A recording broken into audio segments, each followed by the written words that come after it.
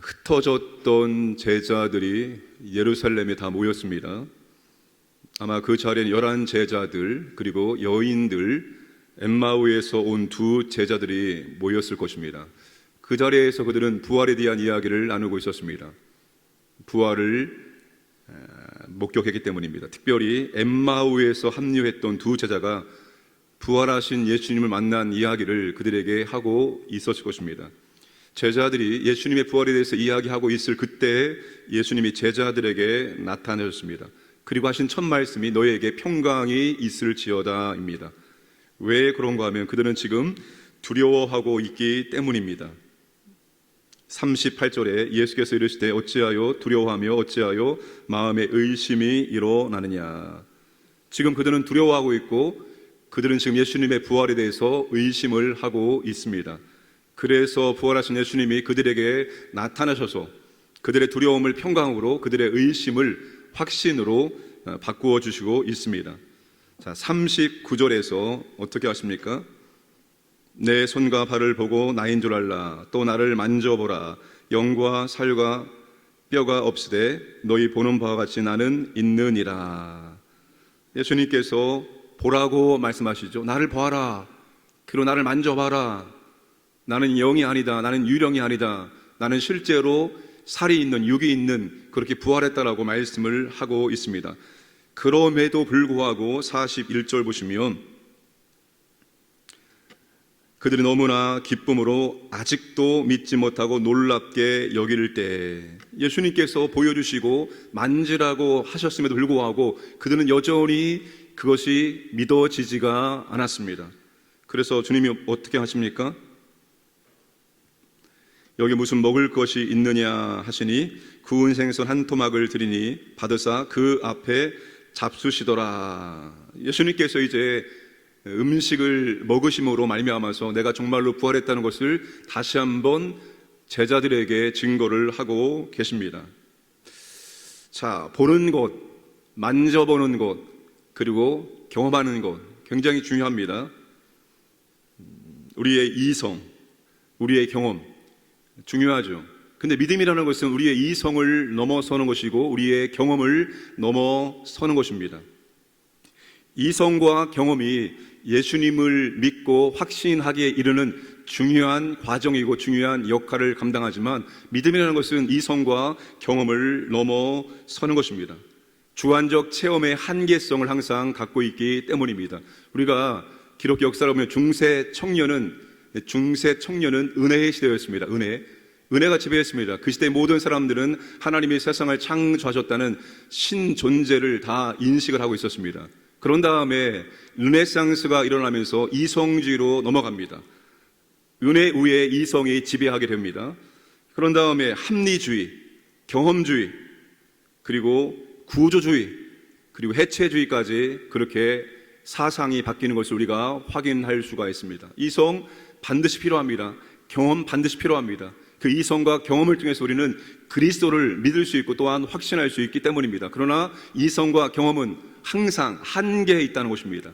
믿음은 이성과 경험을 넘어서기 때문입니다. 만약에 이 성경 전체를 우리가 경험과 이성적으로 본다면 엄청나게 버릴 것들이 너무나 많이 있습니다. 우리의 이성과 우리의 경험으로 믿을 수 없고 받을 수 없는 것들이 너무나 많이 기록되어 있기 때문입니다. 그래서 부활이라는 것 아무리 그들에게 보여준다 할지라도, 그들에게 만져보라고 할지라도, 경험시켜준다 할지라도 그 부활을 확실하게 믿게 되는 것은 보는 것 때문에, 만져보는 것 때문에, 경험 때문에 부활을 확실하게 믿을 수 있는 것이 아니라 오직 말씀을 믿음으로, 말씀을 통해서 우리가 부활을 확신할 수가 있습니다. 그래서 예수님께서 그렇게 말씀하셨죠. 도마에게 너는 보고 믿느냐? 보고 믿지 않는 사람이 더 복되도다라고 말씀하십니다. 그리고 오늘 이 말씀에서 주님께서 보게 하시고 만져보게 하시고 주님이 먹는 것을 보여주시는 그 경험을 주님께서 보여주셨는데 결국 최종적으로 주님께서 무엇을 통해서 주님의 부활을 증거하십니까? 엠마오로 가는 2 제자에게 했던 것과 동일한 방법으로 주님이 최종적으로는 말씀을 통해서 부활을 확신시켜주고 있다는 거죠. 44절과 45절 말씀 보시면 곧 모세 율법과 선지자의 글과 시편에 나를 가리켜 기록된 모든 것이 이루어져야 하리라 한 말이 이것이라 하시고, 이에 그들의 마음을 열어 성경을 깨닫게 하시고, 엠마오로 내려가는 제자들에게 했던 동일한 방법으로 주님에 대해서 예언된 그 주님의 고난과 주님의 부활에 예언된 말씀을 주님께서 풀어주심으로 그들이 말씀을 받음으로 말미암아서 결국 부활을 확신할 수 있게 되었다는 것입니다. 그러니까 부활에 대한 최종적인 확신의 마침표가 바로 말씀이라는 것을 보여주고 있습니다. 베드로 후서에서 이런 말을 기록을 합니다. 자, 베드로는 어떤 사람입니까? 예수님의 12 제자 중에서도 수제자에 포함되는 사람입니다. 예수님은 이 수제자 세 사람을 특별하게 여겼습니다. 그래 다른 제자들이 보지 못한 그런 기적들도 이 세 명의 제자는 다 체험했습니다. 베드로만큼 예수님 곁에서 예수님의 능력을, 예수님의 기적을 체험한 사람은, 제자는 없습니다. 그렇게 많은 기적을 체험한 베드로이지만 베드로는 우리에게 무엇을 말씀하고 있냐면, 그런 보는 것, 경험하는 것, 기적에 의존하지 말고 기록된 성경 말씀에 의존할 것을, 우리의 믿음을 경험이 아닌 우리의 믿음을 말씀 위에 세울 것을 그가 그의 인생의 말년에 강조하고 있습니다. 그게 바로 베드로서 1장 12절부터 21절까지 내용입니다. 변화선상에서 있었던 그 놀라운 것을 그가 쭉 기록합니다. 예수님께서 변화선상에서 너희들이 본 것을 아무에게도 말하지 말라고 말씀했습니다. 그런데 베드로가 베드로후서를 기록할 때 그때 변화선상에서 경험했던 그 기적을, 그 놀라운 체험을 기록을 해 줍니다. 18절에 이 소리는 우리가 그와 함께 거룩한 산에 있을 때 하늘로부터 난 것을 들은 것이라. 소리까지도 그가 기록하면서 변화선상에서 놀라운 그 기적을 기록을 하면서 19절에 이렇게 말합니다. 또 우리에게는 더 확실한 예언이 있어. 우리에게는 더 확실한 예언이 있다고 말합니다. 기적보다도, 경험보다도 더 확실한 것은 바로 예언, 하나님의 말씀이라고 말합니다. 그러면서 20절에 먼저 할 것은 성경의 모든 예언은 사사로이 풀 것이 아니니, 21절에 예언은 언제든지 사람의 뜻으로 낸 것이 아니요 오직 성령의 감동하심을 받은 사람들이 하나님께 받아 말한 것입니다. 베드로가 인생의 말년에 강조한 것이 기적이 아닙니다. 경험이 아닙니다. 예언입니다. 하나님이 주신 말씀입니다. 우리의 믿음을 예언, 하나님이 주신 말씀 위에 세워야지, 경험 위에, 기적 위에 세우면 그런 믿음은 언제든지 허물어질 수밖에 없습니다. 부활의 신앙 마찬가지입니다. 우리가 부활을 봤습니까? 부활을 보지 않았는데 어떻게 그 부활을 믿고 있습니까? 정말 대단하십니다. 그런데 우리가 2000년 전에 있었던 그 십자가의 죽으심과 그리고 그 부활의 사건을 믿을 수 있는 유일한 것은 다른 것이 아닙니다. 바로 오늘 기록된 말씀을 통해서 주님이 부활하심을 우리를 믿을 수 있습니다. 물론 우리 안에 계신 성령께서 그 부활에 관련된 말씀을 믿을 수 있는 믿음을 주심으로 말미암아입니다.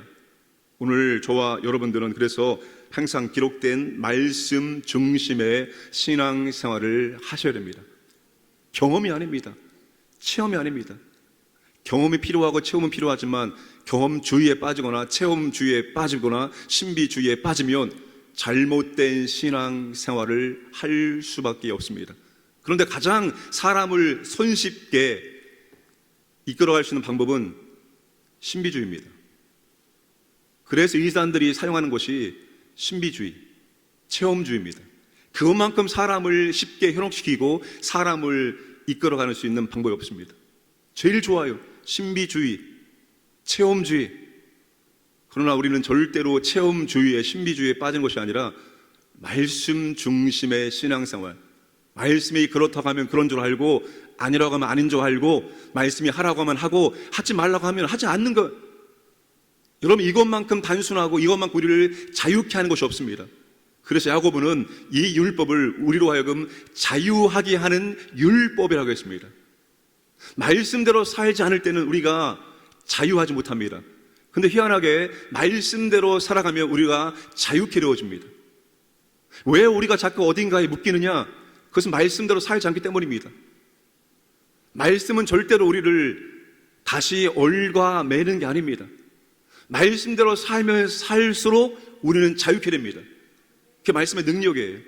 그러므로 오늘 우리가 다시 한번 하나님의 말씀 위에 우리의 믿음을 세우시고 다시 말씀 중심의 신앙생활을 해 나가시기를 주님의 이름으로 부탁을 드립니다. 함께 시작 기도하겠습니다. 나라를 위해서 기도합니다. 하나님 아버지, 이 나라 새로운 정부 출범을 앞두고 있습니다. 하나님 아버지, 정말로 신구 조화 그리고 우리나라 모든 국민들이 한마음 될 수 있도록 은혜를 베풀어 주옵소서. 전쟁 중에 있는 나라 전쟁이 그치게 하시고 정말 핍박받고 있는 교회와 성도들을 보호하여 주옵소서. 질병 가운데 있는 성도를 치유해 주시고 우리 서의원 악에게 특별히 하나님의 긍휼과 자비의 은혜를 베풀어 주시고 우리가 말씀 중심으로 다시 신앙생활에 나갈 수 있도록 도와주옵소서. 말씀이 하라고 하는 대로 우리가 순종할 수 있도록 우리에게 믿음을 도와여 주옵소서. 함께 기도하겠습니다. 아버지 하나님 감사합니다. 오늘도 우리에게 아버지 하나님 하루를 선물로 주심을 감사합니다. 이 하루의 첫 시간 주 앞에 나와서 말씀을 듣고 기도할 수 있는 은혜 주심을 감사합니다. 오늘도 아버지 하나님 온종일 마르지 않는 생수의 우물로 살아갈 수 있도록 은혜를 베풀어 주옵소서. 이 나라가 아버지 하나님 흩어진 국민들의 마음이 통합되어지고 하나 될 수 있도록 도와주시고 이 나라 경제, 정치, 안보, 외교 모든 것들을 지켜주시고 보호하여 주옵소서. 새 정부가 잘 준비하여 출범할 수 있도록 은혜를 주시옵소서. 전쟁 중에 있는 우리 우크라이나와 러시아 전쟁이 속히 중단되게 하시고 이로 말미암아서 많은 전 세계 모두가 힘들고 어려움 가운데 있습니다. 주여 은혜를 베풀어 주옵소서. 전쟁이 중단되게 하시고 샬롬 임하게 하시고 아버지의 핍박받고 있는 모든 교회와 성도를 특별히 보호하여 주시기로 하나옵나이다. 하나님 아버지 몸된 교회 질병 중에 있는 성도들을 위로해 주시고 아버지 하나님께서 치유의 능력을 베풀어 주옵소서. 주의 이름으로 기름 바르고 기도하겠습니다. 주께서 일으키시라 말씀하사오니 믿음으로 간구합니다. 주여 질병으로 자유케 하시고 질병으로부터 하나님 은혜를 베풀어 주옵소서. 우리 서의원 아기에게 특별히 아버지 자비와 긍휼과 회복의 능력을 베풀어 주셔서 다시 엄마의 품에 안길 수 있도록 하나님 아버지 은혜를 주옵소서. 우리의 신앙을 경험과 체험이 아니라 하나님 말씀 위에 세우기로 원합니다. 말씀 따라 순종하기로 원합니다. 오늘도 아버지 날 말씀에 순종하는 믿음의 삶을 살아갈 수 있도록 은혜를 베풀어 주시고 인도하여 주시옵소서. 전능하신 아버지 하나님, 오늘 또 우리에게 하루를 선물로 주심을 감사드리고 오늘 또 하루의 첫 시간 먼저 아버지 앞에 나와서 말씀을 듣고 기도할 수 있는 은혜해 주심을 감사합니다. 온종일 마르지 않는 생수의 우물로 살게 하여 주시고 우리가 닿는 곳마다 우리가 만나는 사람들마다 이 그리스도의 은혜를 증거할 수 있도록 우리를 사용하여 주시옵소서.